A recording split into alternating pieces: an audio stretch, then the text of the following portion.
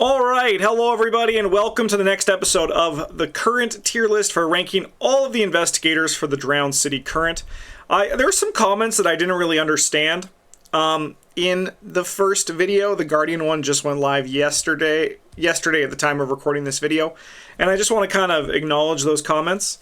There was stuff of being like, we'll have to see how this shapes up in a year, because Scarlet Keys is going to rotate out. And I don't really understand that comment. So if you want to clarify that comment, I'd love to continue the dialogue further. But in a year, Scarlet Keys is going to rotate out. So it's not necessarily about seeing how it's going to shape up, but rather Scarlet Keys isn't even part of the discussion anymore, right? So that was a little bit strange to me. I didn't really comprehend. But like, for example, Carson Sinclair and Vincent Lee, they're going to be gone next year. They're not even going to be part of this like tier list. Like, that's the thing about doing a current tier list. We're focusing specifically on where these investigators are in the snapshot of their current environment. Additionally, there was another comment that I thought was pretty apt, which was about how what the sets that are here right now aren't really a great example of what current is, because they're not really designing for current at the point that these sets were released. For example, Scarlet Keys is a very wonky set. Feast of Hemlock Vale, kind of wonky. Drowned City, also kind of wonky. However, because they've given us a beta version of what current is going to be, I think we can still look at this current environment and see how things are, because it's very likely that Travis, Bryn, and I are going to do something with this in our next run, in our Drowned City rerun. We will likely visit a current format, which I think can be pretty cool. And this is why this stuff is relevant, because we're technically in a beta current right now, but current still exists. Beyond that, let's talk about Skids O'Toole. Let's start here. Let's do the Rogue Investigators. So I'm like not dooming as much. Oh, he's going to be all the way up here, isn't he? I'm not dooming as much about the Rogue class as I've seen some of the sentiment online. I played with Rogue back in the day when they first came out, and they were pretty tough. They were pretty tough to work with. However, once Paths Carcosa came out and we got Lockpicks 1, there was a notable shift in the ability for rogues to get stuff done. This was reprinted in the revised core, which is huge. Additionally, the rogues also have the Winifred Habbamock starter deck, which has some very relevant cards to the class, and I think are going to do a good job of kind of just getting things done. They still have like, see, like what it really comes down to is that rogues still have, like, one, in my mind, the best card in the game in Lucky Cigarette Case 3. And they can just combo that with lockpicks to have insane card selection, right? So that's kind of like where I'm living with the rogues. They're obviously weaker than they were, but I would argue that like every class is weaker than they were. But I don't think they are as doomed as I've seen some of the sentiment about the class. But beyond that, we're looking at specifically Skids O'Toole. So I think with Skids O'Toole, we need to answer a few questions of what does he have, what does he need in order to function really well. And the big thing for Skids, I know that there's a lot of people who believe that Skids is very good at being a flexible boy and can kind of like get stuff done. That's not my personal sentiment on Skids, so I'm not going to be approaching this tier list with that in mind. Any Skids I've seen that someone brought that had a flexible style was fine, but not really impressive. With that said, I do feel like a combat Skids, which is what I'm going to be focusing on for looking at his ability here, can get the job done. So what this Skids is looking for in his current environment, in my mind, is weapons to fight with that he's able to take advantage of, static fist boost to make his ability to fight more consistent, and resource generation in order to play the guns, and also, realistically, use his ability. Because that's kind of Skids' big sticking point, was that he has evolved into this place where his ability is just kind of enough actions to like get things done, you know? But with that said, that is with a full card pool where money money generation is very nice. I don't know if necessarily that is going to be existing within this current environment. So why don't we see what we have for resource production and combat boosters and things to fight with as we kind of talk about through all this. So, as far as weapons go, Skids is actually looking pretty comfortable in this current environment, right? He has the upgraded Derringer in the revised core, which is actually proven to be a card that I think before Robert Castaigne came out has proved to actually be a little bit underplayed. It's a pretty alright weapon, and rogues in the legacy environment had good ways to fill their guns back up. Luckily, when we get deeper into this, Skids O'Toole has ways to fill this gun back up, which I think is going to be really nice. Oh, this is neat, this little thing down here. Which I think is going to be really nice that Skids is going to have, not necessarily over Michael McGlen, but over other things as well. So, like, I think that's really nice for Skids. British Bulldog and Feast of Hemlock Vale, so this is going to be here for one more cycle. Skids likes this because he can choose to fight whichever one is better, the fist or the foot, so I think this is a nice gun for him. The Luger, I think is fine, especially if you're going to be, like, bumping up your fist. Which we're going to be looking at as well. This is a really nice option, I think. I think the guns as a whole are actually pretty comfortable. And then the Mauser C96 is another just very good gun that Skids has, that he's cooking with for this cycle. On the high end, we have the Beretta and the Gatling gun. Just two, like, good top-end cards here. But I believe that most Skids decks are going to be playing with one-handed weapons. And the big reason for that is Robert Castaigne, who we're going to be talking about in a few. But overall, though, like, I can load my deck up with 6 guns, right? 2 Derringers, 2 British Bulldogs, 2 Mausers. I could go 2 Lugers even, right? Like, I could, like, pick my poison if I want 2 Lugers, and then, like, 2 Mausers and 2 British Bulldogs, because Skids generally uses the Derringer worse than other rogues, just because of that extra fist boost, and he's not really finding boosts in other ways that are, like, consistent. Like, for example, Michael McGlen, who has 5 fists, like, that's a pretty good place to start. So you can go, like, 2 British Bulldogs, 2 Lugers, 2 Mausers, have 6 guns in your deck, hit it on your mulligan pretty much, like, 90% of the time, right? Like, that's a very comfortable place to start on the weapon side. And then having 2 high-end weapons, a good place to be. I think another thing that people have kind of, I think, overlooked for the rogue class in this current environment is that Lucky Cigarette Case is in the Winifred Habbamock deck, right?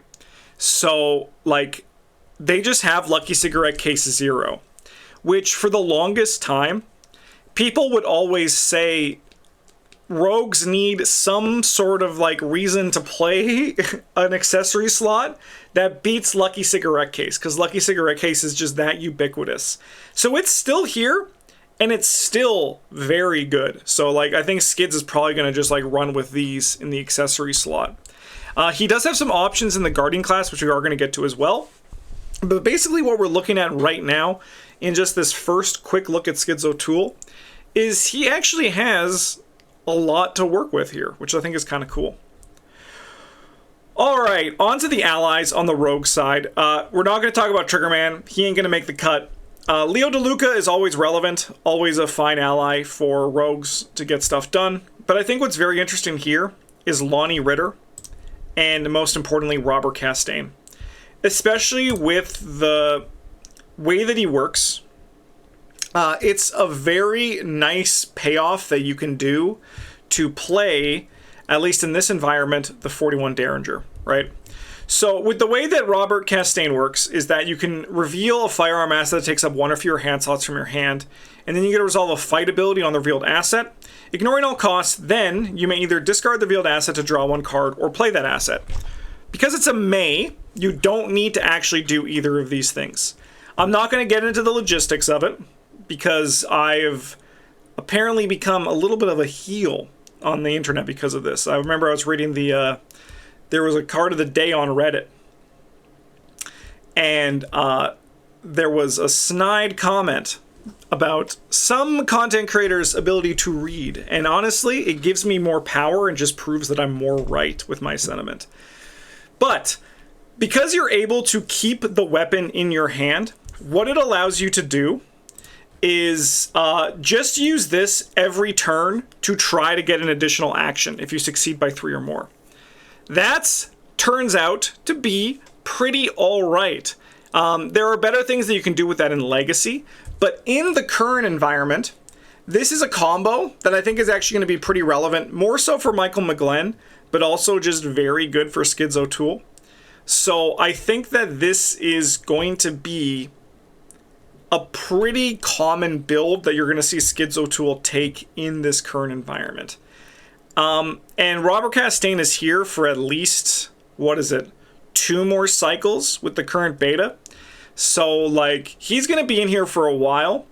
And any one-handed weapon, we're going to have to flag and watch this guy because he plays with them differently than anybody else. So if there's any sort of gun that Skids or Michael McGlen, but Michael McGlen's going to be able to play it, that you're able to, like, take advantage of.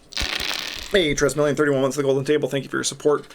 It kind of just changes the scope of it. Again, we're going to look at the Guardian stuff too. Like, Chuck Ferguson stuff is here, but I think Chuck Fergus is more cute than he is good. And, like, Skids could potentially take advantage of him, but I'm not going to be too bothered about it here. I think mostly Skids is going to look at Robert Castaigne. Like, I would do, like, a level 0. I would do, like, Lonnie Ritter at level 0, and then I would upgrade into Robert Castaigne. That's what I would look at doing if I was building a deck here.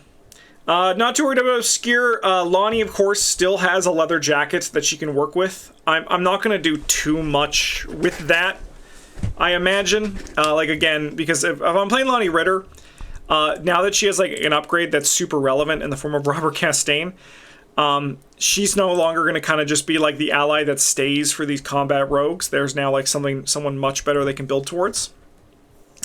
But I think, like, Stylish Coat is actually kind of relevant here. Because I think even when people have been talking... So, like... I think that there's just some bad analysis out there regarding rogues and the current format. Because, like, even when they talk about economy, like, there's a reason why the Mauser is good, right? And a big part of that is that it's a gun for rogues that gives you +2 fist or +1 fist over here, and it just deals damage if you succeed. That's a huge boon. But the other thing is that if you succeed by 2 or more, you gain money, right? So it's like one of those things that this generally, passively, gives you back an emergency cash over the 5 shots, right? It's one of those things that just ends up happening. Albeit with Skids O'Toole, it's a little bit harder to trigger than everyone else. But I have seen Skids O'Toole's fight, and they are able to work that that conveniently. Like, they're able to, like, still get that done. It just requires a little bit more work than other people. But, like, there still is just, like, drip economy. And rogues have payoff in the form of Stylish Coat for their drip economy, right? Like, yes, this was really... Travis opened my eyes when he said this is really just an expensive lone wolf.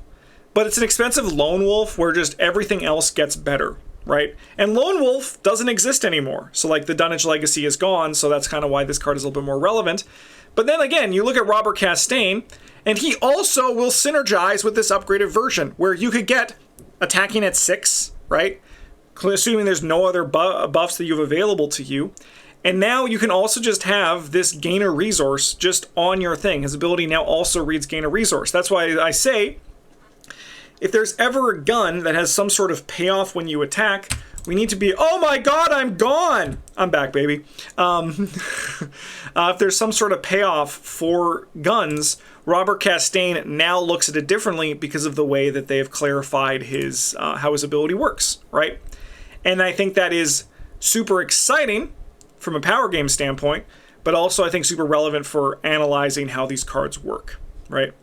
So, like, that's one of those things where, like, yes, rogues are going to miss the crutch that was Faustian Bargain. But I've actually been playing Faustian Bargain less for the last 2 years, and I haven't really missed it. So I think that there's like, because there's just so many ways to just get economy just passively while winning the game, that I think is going to be relevant here. So I think that Stylish Coat is going to be flagged as a potential thing for at least the one more cycle that it's here. Are they going to miss it when it goes? Probably, but we don't know what the next cycle is going to be. Dirty Fighting being here for this last current, I think is really nice for Winifred. Really nice for Skids. I would say really nice for Kymani, but it's from Kymani's cycle, so it's going to be less relevant there. But I think like Skids is going to enjoy this for the cycle that it's here. Fox Mask, I think is actually turned out to be the best mask that was printed, and I think is nice to have for Skids O'Toole. It allows him to make his foot better, which you can use for the kit. For the Bulldog, or you could use it to investigate as well if you do go that route. But I think it's going to be less played in the deck that I'm expecting to have Skid happen. Missing Pickpocketing is going to suck. We're going to talk about this more for Kymani. But I think that Rogues are going to miss Pickpocketing 2. Pickpocketing 2 is so freaking good. It's kind of crazy. Okay. They should never. Every time I see Underworld Market, I just think they shouldn't have gotten rid of this card. Bewitching allows Skids to still find Dirty Fighting easily. I think that ultimately we're going to miss the tricks that people just put on this just normally, right? So, yeah, I think it's still playable, especially while Dirty Fighting's still here, but we did lose a lot of tricks in this current environment. Okay, events that we got here. We've solved the problem that Skids had, where he had the weapons and the fist boost, and now we're going to kind of just look at economy that exists here that goes beyond just drip economy. We're looking for burst economy, and I think the only thing that actually exists for that is Bank Job, right? At least at level 0, because we have Hot Streak, but I'll tell you, no one really played this card back in the day, and I think it's going to stay the same here. Yeah, it's probably Bank Job. Bank Job is all that's there. You could play Sneak Buy, and I think Sneak Buy is good, but I think Skids has less of a payoff to it than other people. And then Clean Them Out on the other side isn't going to be that relevant either. I mean, like, you could do the whole, like, Sneak Buy, Sneak Attack, Dirty Fighting combo. Like, if you're playing Dirty Fighting, Sneak Buy is probably worth it in your deck. But I'm really only playing this in, like, evade-focused investigators. And Skids could be doing that, but I don't know how relevant it's going to be. He has good card draw. I think Rogues are really going to like Where's the Party. I guess we also have Kicking the Hornet's Nest, right? That is economy. And if you're combat Skids, like, this would work for that, right? Yeah, Grift as well. Yeah, there are options here. I think that some of them, like this Sneak By, Dirty Fighting Grift, I think is a little bit of more combo-oriented. Like, that's where you're putting it all together. But I think that's still what the Rogues class identity is. I think that's a good shout. And Kicking the Hornet's Nest. Okay, there's options here. Because, I mean, realistically, I only want 4 economy cards. And, like, honestly, if I play Bank Job and Emergency Cash, I'm probably happy with that. Skids maybe wants 5 or 6. And that's where, like, Skids has that weird push and pull. Skids can still stay backstab. That's staying, which is nice. Upgraded Breaking and Entering is going to be leaving soon. This card's also probably not awful. On the cheap shots, stay as well. Well, this one is from, it got reprinted in Winifred. Okay, I mean, there's probably a home for Chuck.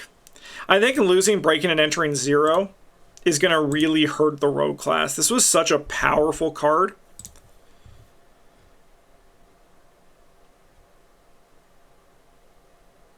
I think in current Dirty Deeds is going to see more play as well to help you just find your guns, especially your big guns. Hidden Pockets, still kind of fun. Friends in Low Places is a great card selection.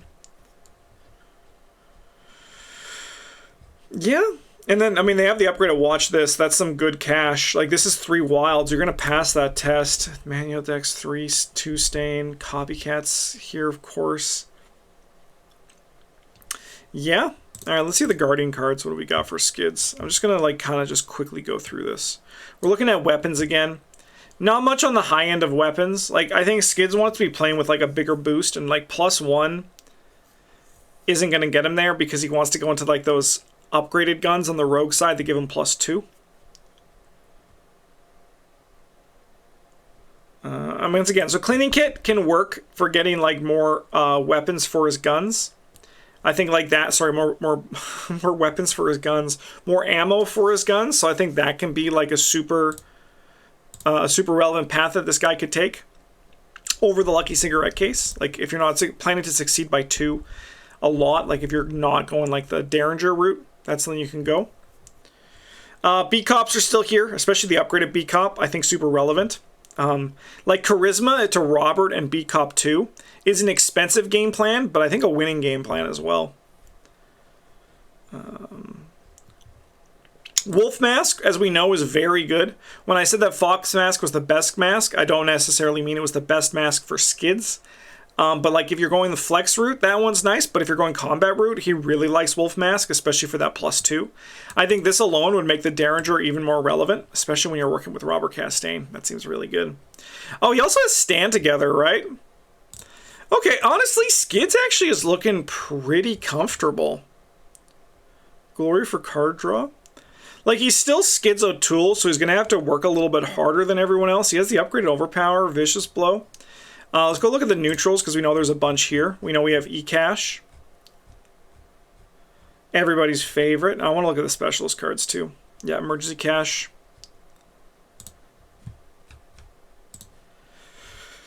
Not much there. Like, this card is dead in Current. There's not enough resource generation to have this card actually be relevant.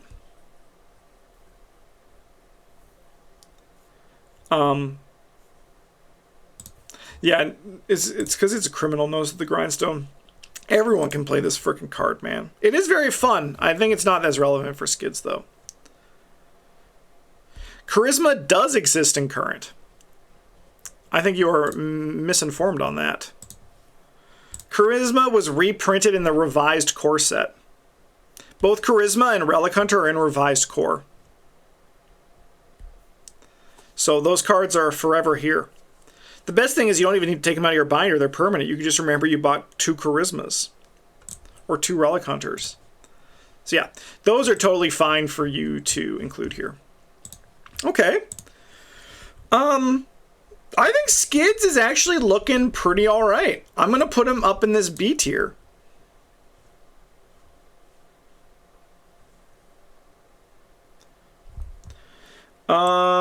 Do I think he's better than Roland? I think he might be better than Roland.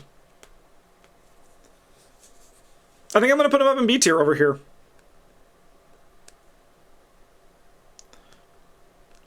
I think he's going to get the job done. Man, it's tough. Roland actually has a relevant ability. I'm actually going to put him down here. I'm going to put him at the bottom of B tier. I think that that Robert Castaigne is going to like really help him, but at the same time, he doesn't really have an ability. And that's why Kate was brought down, is she doesn't really have an ability. So I'm going to put him in B tier. After thinking on it, after just looking at that, and I was like, no, I think Kate's just going to do better. But I do think Skids is looking pretty comfortable in this new Current Environment. All right, next up we got Winifred Habbamock, everybody's favorite aviatrix. So she's going to be in a very similar place to Skids. But I think she's going to lose a lot of her skills. I want to start there. I want to actually start with the skills. I know it's like different non-weakness cards committed, so that doesn't necessarily have to be skills. But it does feel like...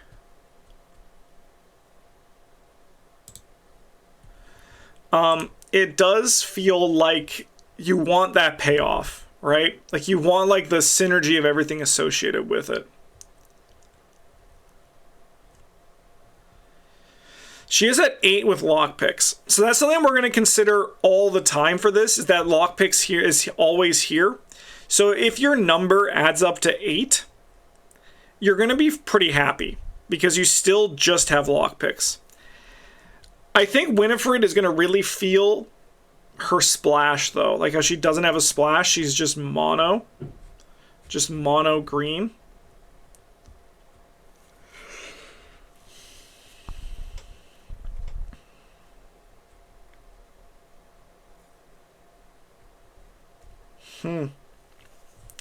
Skills aren't looking great.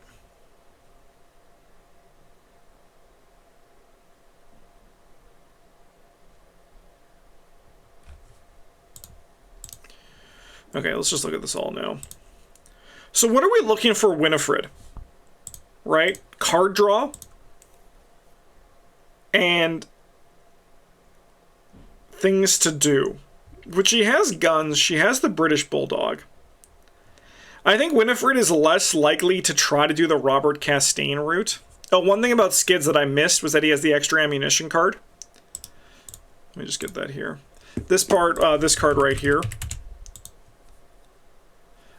Relevant for Skids. I missed that earlier. Again, she has lockpicks. But she can't commit her foot skills when she's using that. She has Thieves' Kit still. And she has the British Bulldog. So this is going to be a very flexible Winifred. And I think that's how she was played earlier on. And just the legacy card pool has made her more focused, right? Because when rogues were able to get more cards and redundancy and stay focused, Winifred was able to like take advantage of that. But I think with her losing that, this is going to be an interesting shift.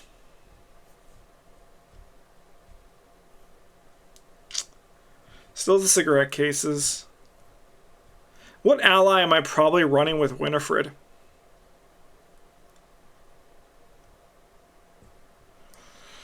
Winifred seems very confused.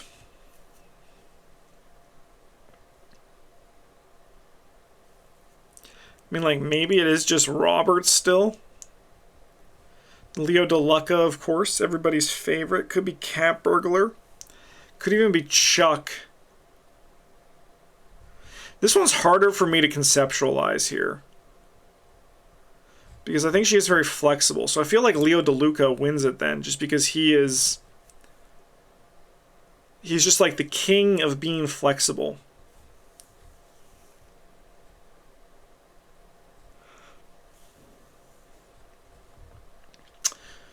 Dirty fighting, I think, is going to be super clutch, at least in terms of, like, if she wants to do that, like, especially on the gun side. So, like, she has that for one more cycle.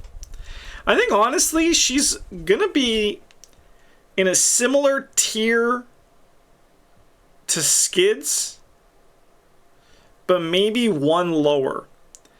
Because she has good card draw, but I think she's missing some of the big bombastic stuff. Like, she would have loved Pickpocketing 2 to be here.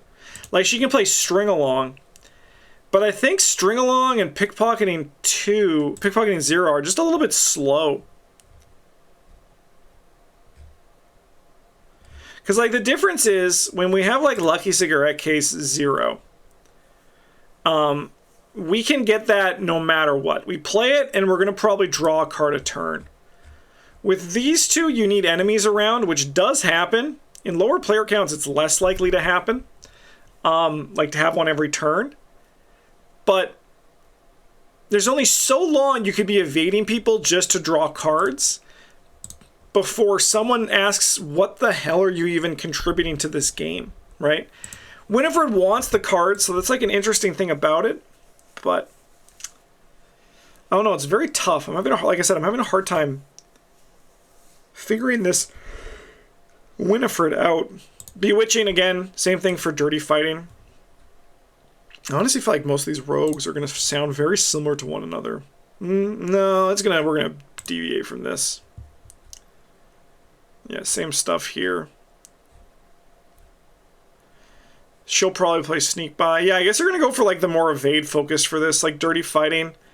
The skills just look kind of awful.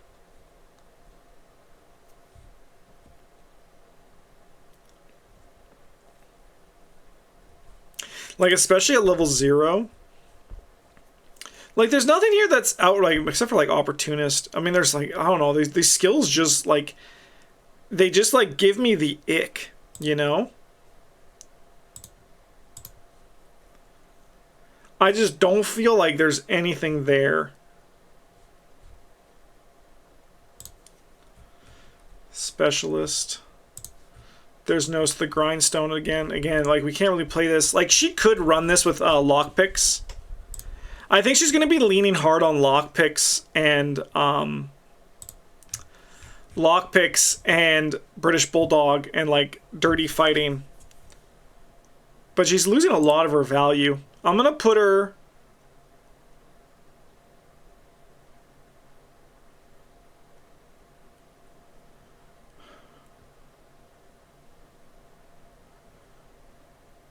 I'm debating between bottom of B and top of C.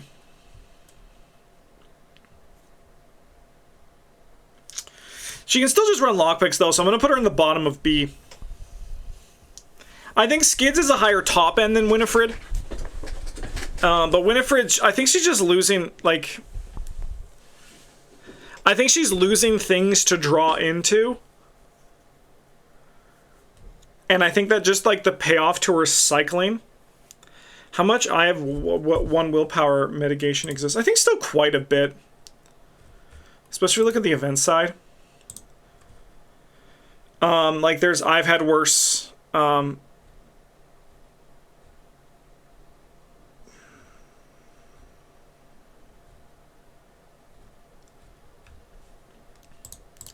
skills over here. She has double down as well. I mean, she also has her signature. I'm not too worried about that thing, that part, to be honest. Sure Gamble always. I mean, Sure Gamble's a good card that people don't play because the sets, the current format, the legacy format's just too big. There's also still Liquid Courage, which is pretty alright healing. I'm not too worried about it, though. She does have 7 brain. Like 7 horror soak, so I'm not too worried about that for Winifred. Alright, next up we got everybody's favorite security consultant, Kymani Jones. And I think this is going to be a very interesting thing to look at here. I've played Kymani recently in in a sealed deck, and I kind of felt like this is what Current was going to feel like. I think the big thing, we're going to check out the tools here first, and get ready. Kymani is now the 3rd person of this video, 3 for 3 who can play Nose to the Grindstone, which I think is relevant for Kymani. I think that actually makes the tools something that they can actually, like, work with, right? But I think a big thing here is that Kymani is missing the evade compression, right?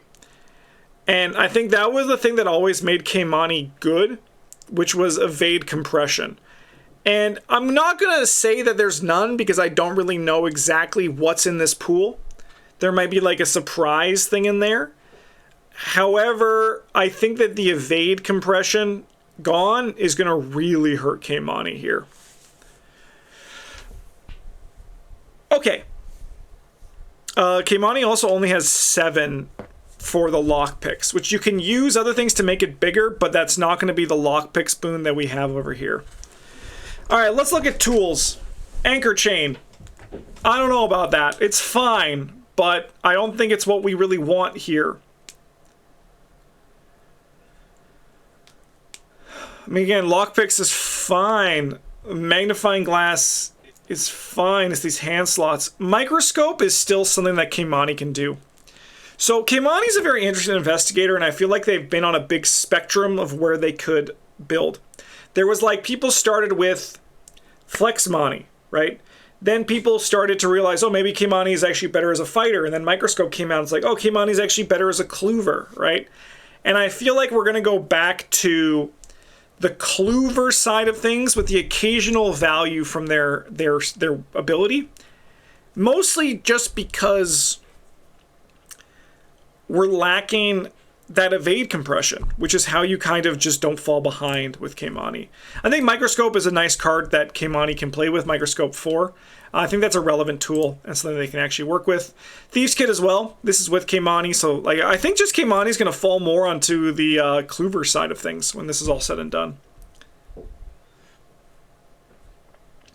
Chemistry set Kymani, you shouldn't have. Yeah, the tools aren't great. So we're flagging lockpicks, anchor chain potentially if you have good card draw, Microscope and Thieves Kit. All right, now let's just look at the Rogue in this, because what is Kymani's deck building? They're just like tools. They have no splash otherwise, right? Kymani. Scarlet Kymani? Yeah, just tool cards, okay.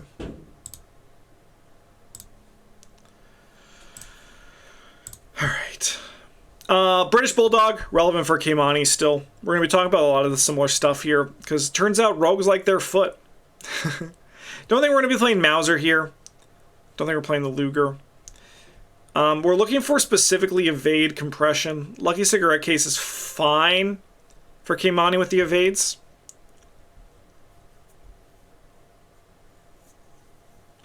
Yeah, ultimately it's here to stay. Ultimately, it's not going anywhere. Cat Burglar for Kymani is fine. Bianca to Cats, I still don't think this card's great. But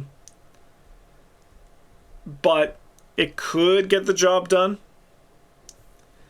Leo DeLuca, I actually really like in Kymani because it's kind of just like extra action. So I'd probably be playing Leo DeLuca and Kymani here.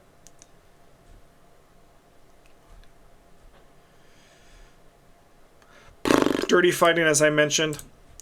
So this is, again, the pickpocketing and the string-along. Like, oh, Fox Mask is going to be super relevant for Kymani. This one's really nice. I think that's a really nice boon here.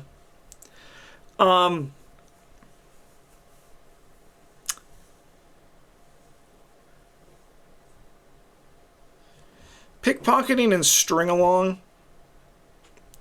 Like, I see where we're going with this idea. But I think, again, I want to play Pickpocketing to get to Pickpocketing 2. Because this card is insane. It's fast. It's like, that's like one of the, like, yeah, being able to draw cards or gain resources or both is very good. But like that fast is just like a dream. It's an effect you don't want to pay for. You know, like you don't want to do an action to get.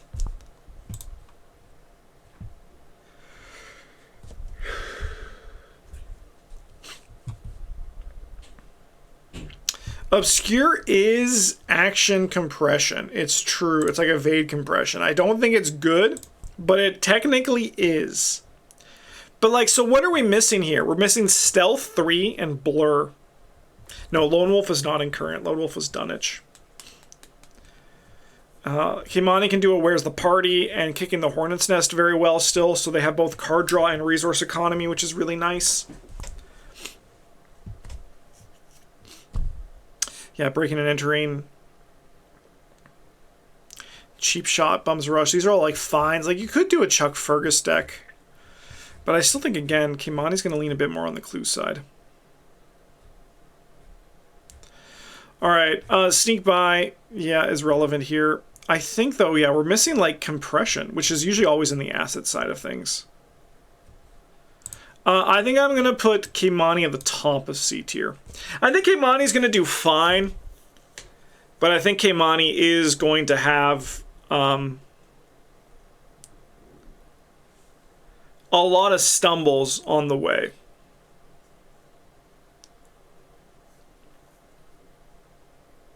Tool Investigators Living in C. Ain't that just the way? For very different reasons, though. I think that Kymani is going to really miss having Blur or Stealth. Stealth, to me, was the card in Kymani that just, like, made them... Like, I felt...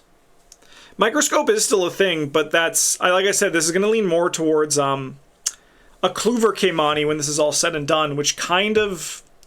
The nice thing about Microscope is that it makes Kymani's ability relevant again. But Kymani's ability is so action intensive, and that is why Stealth 3 was so good, because it felt like you were playing a completely different game when you had. Yeah, I think Kymani's gonna have some struggles. I think they're gonna do fine. Like, I don't think Kymani's gonna be bad. But I think Kymani is gonna be on the lower end of power in the current environment for how things are looking. But I mean, like, it kind of makes sense. If you look at this tier list, I think all of this is kind of just fitting. Like, Vincent Lee, you could just do, like, a Kluver thing, right? But I think, like, everyone else above him does good, too. Yeah, I'm with you there. Definitely more Kluver than enemy management. All right, let's hydrate, and let's go on to Alessandra Zorzi for our next one here.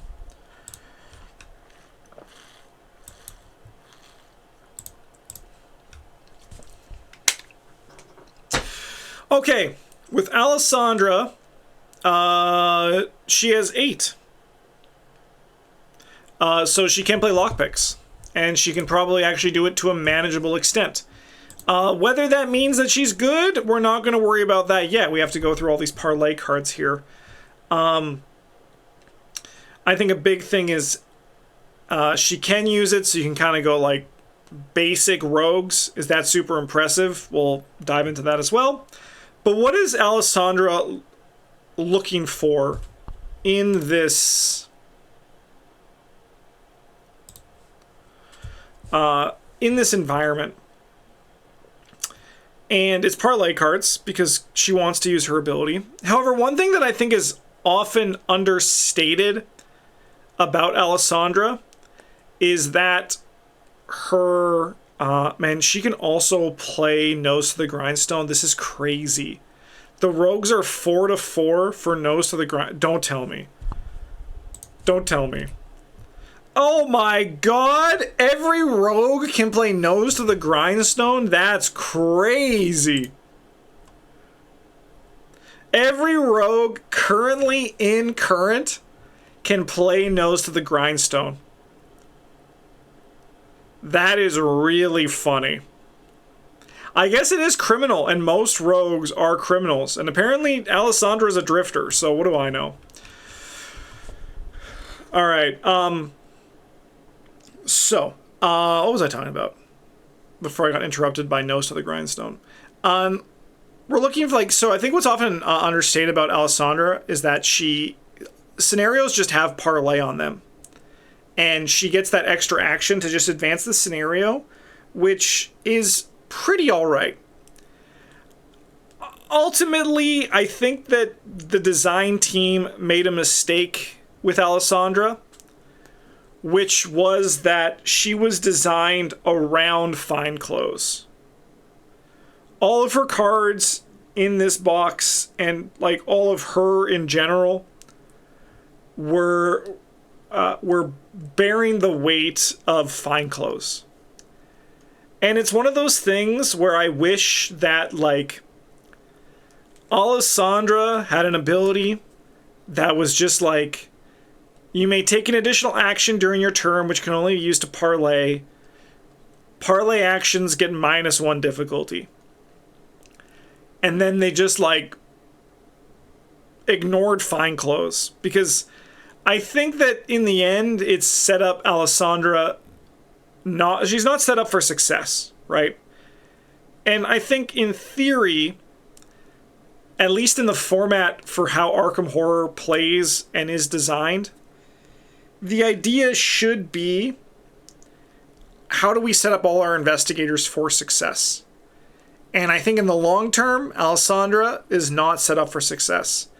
Mostly due to the sins of fine clothes, which is currently not in Current.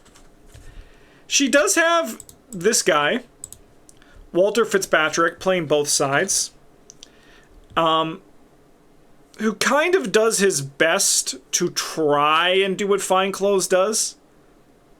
But I think in the end,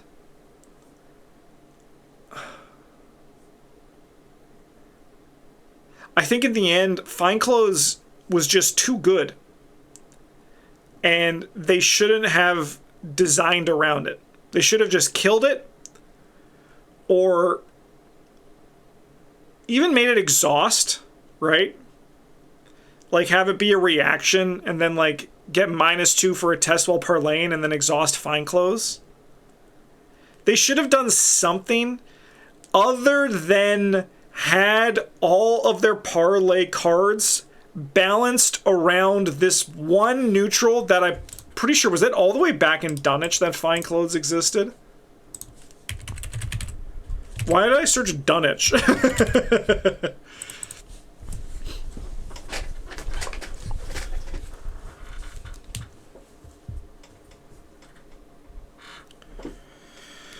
Also, can I give a little rant for a second? That's a little bit of an aside. So, back in the day, we used to pronounce it Dunwich. And then a bunch of people came out of the woodwork and was like, hey, you're pronouncing this shit wrong. The W is silent, just like how, like, Greenwich, right? Which is the inspiration and all this kind of stuff, right? And then we were like, cool, thanks for letting us know. But now we have so many people coming out and being like, did you know, like, you're like, why are you pronouncing like this? It's Dunwich. It's Dunwich. And it's like, I'm like, I hate the internet. I am done with it. This is going to be the last video I ever record. If I see another one of those comments, I'm retiring the channel. I'm going to go and...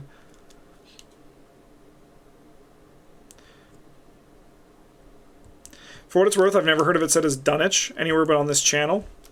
Oh my god. Right, Necro Toaster, you just ended the stream. Like, you just ended it. You've killed it. You killed the channel. I actually might even have to ban you now. I might have to get rid of you. A stewed Dunwich. We're talking. We're cooking. For what it's worth, I've never heard it said as Dunwich, but anywhere but this channel. Yeah, it's because most people who pronounce it are Americans, and you guys don't know anything. You guys don't know how grammar works down there, as I've talked about many times, so I'm not surprised. Alright, enough with Alessandra and the fine clothes debacle. Let's start looking at this.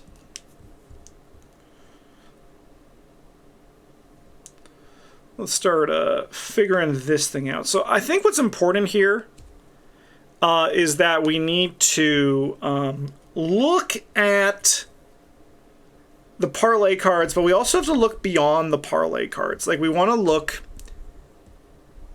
at everything that she can do, I think, to get a good picture. And I think we want to look at, we don't want to dwell too much on the numbers on the parlay cards. We just have to accept that they're going to feel really awkward for her to play with. Fake credentials. Choose enemy location test. Book 0. It gets +1 difficulty for suspicion. If you succeed, discover one location. If you not succeed by 2 or more, place 1 resource on this. I mean, I think that the upgraded fake credentials is going to be good for her, right? Yeah, and book 4, foot 4, is always decent. So I think that, like, the people who call her unplayable, I think are wrong. But I think what's going to unfortunately happen with her is that her ability is going to kind of become more gravy as opposed to something you're building around. Unless you're playing fake credentials, like, this one's not awful. It's especially not awful if you play the level 0 version as if it was the level 4 version and just get 4 XP for free. I did that by accident when I was playing with Daniel and the Alice in Wonderland thing. So, like, this is something that she can go towards. Again, lockpicks. She's not looking at any of the guns.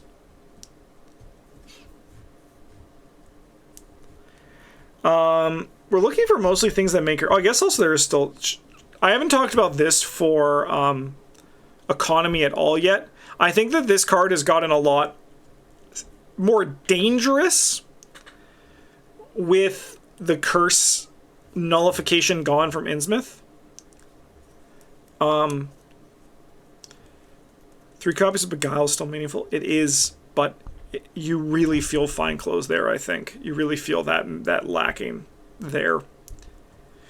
This card, I think, without the curse nullification from Innsmouth is a lot scarier now. But it is really strong economy. Bianca de Cats. I mean, you just do these as 1, and you can slowly get money over to you. You can do it as 2 as well.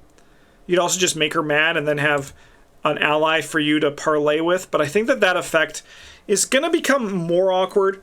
I think Walter Fitzpatrick is still the way here. He is basically your baby fine clothes, so like that's something that she can work with. I think Eldritch Tongue is also still going to be really good here. Quick question, what is a good sanity soak for McGlen? Liquid Courage. You're probably just gonna have to like heal during downtime is probably your best bet. If you're talking for current, if you're talking for legacy, just buy like Intel, sort of what's that one card? Counter Espionage. Just grab those. You want to be grabbing that. Yeah, 4 XP for your ally isn't terrible.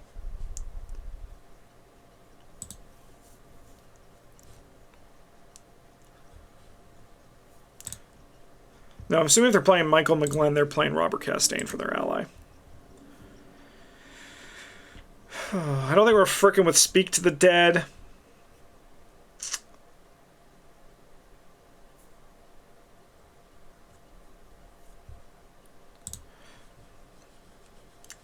If you can get good card draw, I mean, there is still Lucky Cigarette Case, right? Like, this is still here. Free movement, compressing on moves is really good. I don't know if Dirty Fighting, like I know this does give you +2 to parlays, but we don't really want to be spending actions to make our free actions better, because then it's kind of like we never got the action in the first place. So I think that's really a little bit awkward and a little bit slow. I think she's going to like the skies and all that, so then maybe Dirty Fighting can do it. Fox Mask, again, is going to be really good for her, very relevant. She could also play String Along, then that does make Dirty Fighting better, right? But I think like the freeze is better. She kind of plants things. It's going to be very awkward playing with her. So really the only parlay card that I think was actually relevant, I mean, I guess you could also do this one. Eyes of Illusia, like with Carson. Like, that's not a bad option. Like, if I was running, like Eyes of Illusia in one hand, Lockpicks in the other, I think that's something you could do. Only thing is, I think that the blade of this side,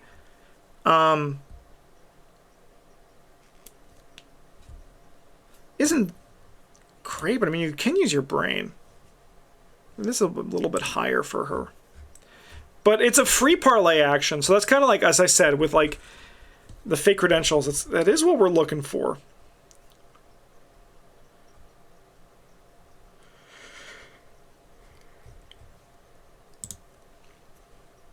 I mean, she still has Snitch. So, yeah. I mean, Confound is going to be super playable. Most enemies have 2. If she can't pass a Book 2 test with Fox Mask, what the hell are you doing, Alessandra? She also still has all the usual rogue stuff, breaking and entering. Like, that's still here for a little bit.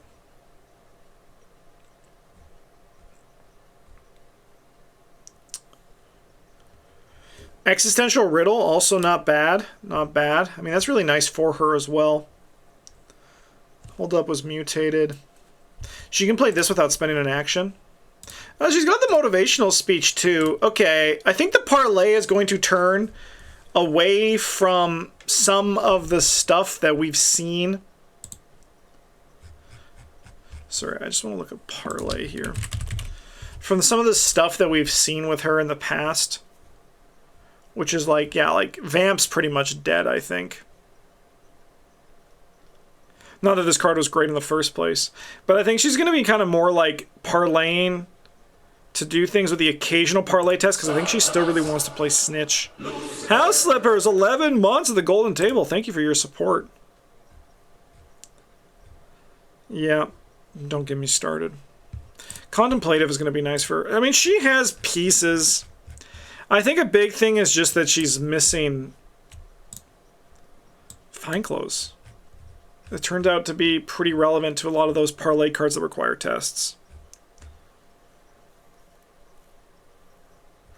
I can also see Stall for Time being... I mean, Bryn played this, and it actually turned out to be pretty okay, but the only thing is just that brain test. Like, what's she gonna do? She has 3, and she's gonna test, like, what, 2? Maybe 1 if she's lucky. I'm gonna put her up in C tier. I think she's gonna do better than Kymani, though. I think that's how we're looking. So yeah, rogues are looking not great. We have no up in A tier, at least here. And then we got 2 down in C tier. So I think the rogues are going to be struggling, but I don't think it's for the reasons that... I think it's just like odd investigator, losing pieces, and the balance of this. But we do have one more beautiful rogue left to go in the form of Michael McGlen. And it turns out, Time Roller, how's it going? Michael McGlen is very powerful. He has a killer stat line, and he has a great ability, and he received incredible support, and he has awesome deck building. So I think that Michael McGlen is going to be okay. Doubly so because of how Robert Castaigne works, right? Means that you can just get like so much value. B tier at worst. This motherfucker is going to S tier. This guy, I think, is just underneath Nat Cho for best fighter in Current. I think he is insanely good, and he has everything that he needs right here. Firearm. You just like look at all these and you think, wow. So the thing that also makes him like very consistent is that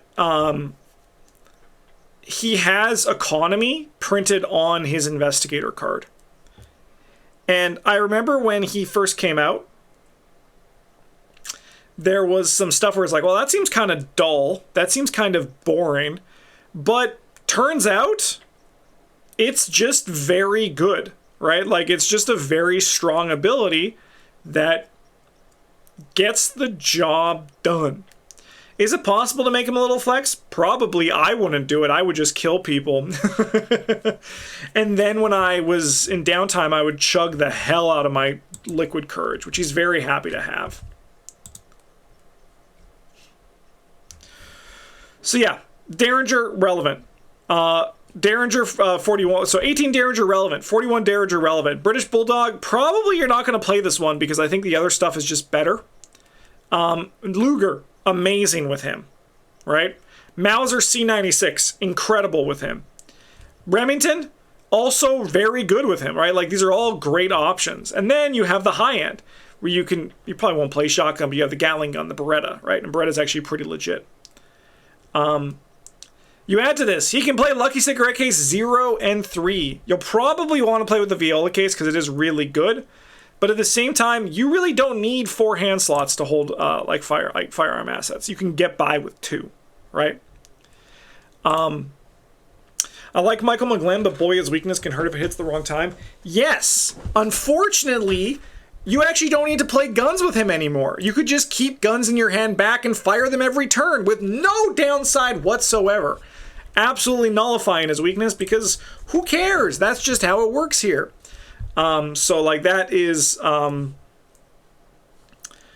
that like I think is a little bit unfortunate, but it can hit at the wrong time.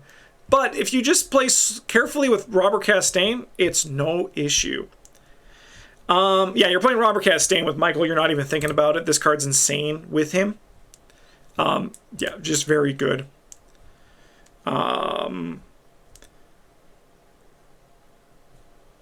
Stylish Coat turns his ability into 2 resources a turn, which is just disgusting as well. Yeah, he's looking very comfortable. Honestly, we can actually like stop here.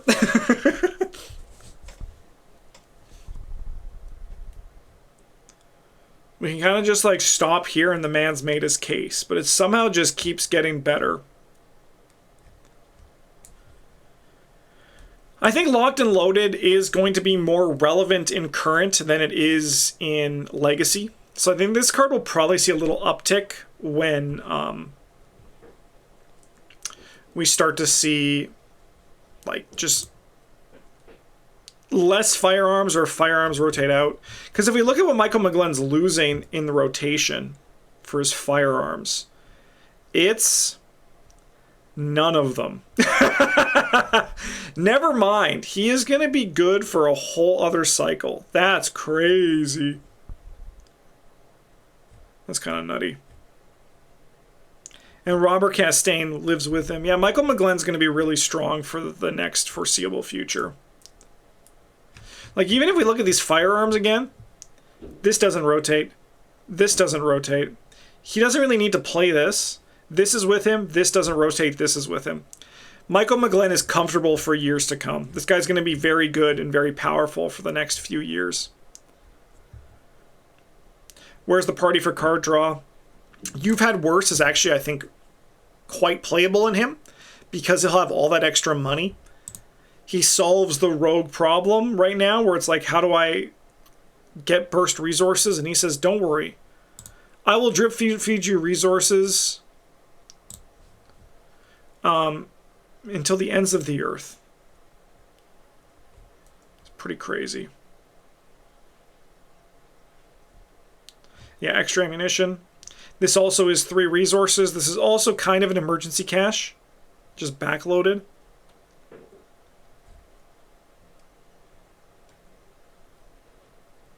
Yeah. I'm pretty comfortable with this. I think he lacks a little bit on the high end in like this part, the skills and event part. But his ability to yeah, because you can't do like level 3 or 4 or 5 rogue, right? Yeah, you can do the firearms. But his ability to just kill things, and this is where most of his experience is going to go, I think he's looking very comfortable. So there is our tier list after the rogue class here. Yeah, rogues weren't looking super great. However, I think that B tier is still like, at these points I would call these like good investigators. And like C are like knocking on the door of good. So, yeah. Okay, I'll be back soon for the next episode, which will be the Mystic class. Looking forward to talking about them.